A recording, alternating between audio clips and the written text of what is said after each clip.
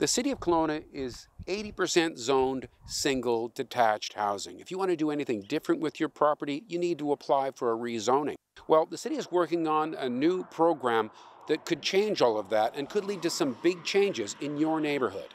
We're seeing a lot of population growth coming to Kelowna, and we have to find a place for them to go. And the way we used to do that in the past is we'd look expanding. We'd sprawl further out, and we'd find new places for them to go into the hillsides and other places. And more recently, we've realized that's probably not a sustainable path forward. So now we have to look at where are we going to look internally, where we already have developed to find places for folks to live. And that means that we have to look again at the neighborhoods that we have already developed and find ways to add more people to those neighborhoods that are already here. The other kind of backdrop that I think is really important to think about is around housing affordability. And we've got 80% of our neighborhoods in the city are reserved for predominantly single-family housing, and that is the most expensive form of housing we have. It's now become, typical, very common for old single-detached housing to sell for well over $1 million.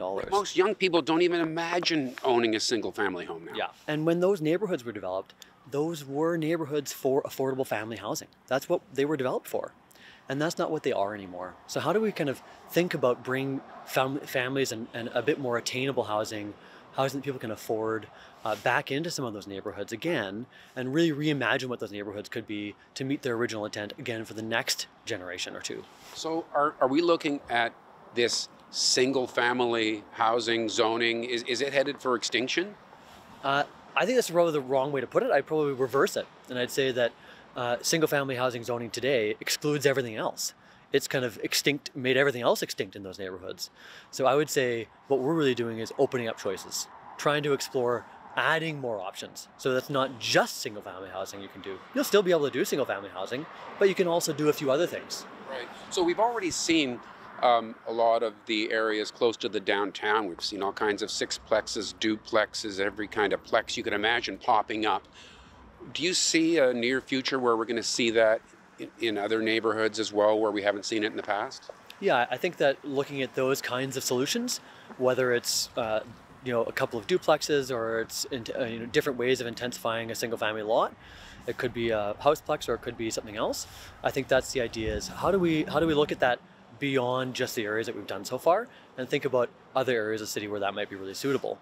And I think that the key there for me is that offers a lot of choices for people. Right now, if you're a downsizer, there's not much you can do in your detached home. If it's too big for you now, you're probably going to have to leave. Well, maybe there's a way for you to be able to stay in your neighborhood, add a smaller unit to your site, maybe even add a place for your grandkid to stay while they're going to college.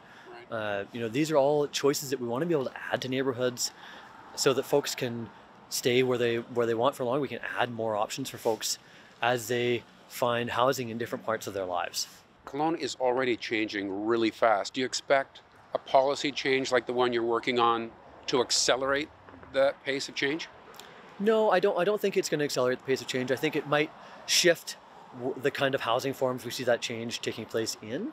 So, for a long time, Kelowna was growing rapidly, but you didn't see a lot of it because it was growing in the far-flung areas outside of the city or outside of the existing neighborhoods of the city. And I think as our ability to continue to sprawl slows down and the growth and development comes back into the city, this kind of initiative is going to mean that we see more construction around us in our neighborhoods. We're going to see carriage houses coming up, second homes coming up, homes coming down and being replaced by other homes. And so it's not about increasing the pace of growth, it's more about increasing maybe the visibility of growth. I'm just trying to imagine fourplexes and sixplexes in like the Upper Mission. Yeah, I think we're looking particularly at the core area of the city. So the suburban areas of the city around the hillsides aren't part of this question. So they've already been excluded from the study. So we're really looking at the core area of the city around where we have our kind of low-lying areas in the central part of the city, Rutland and Glenmore. All right, so when is your assignment due? Hoping we'll have this all wrapped up by the end of the summer or early fall. All right, maybe we'll talk to you then. Sounds great. And thank you for watching Kelowna Now.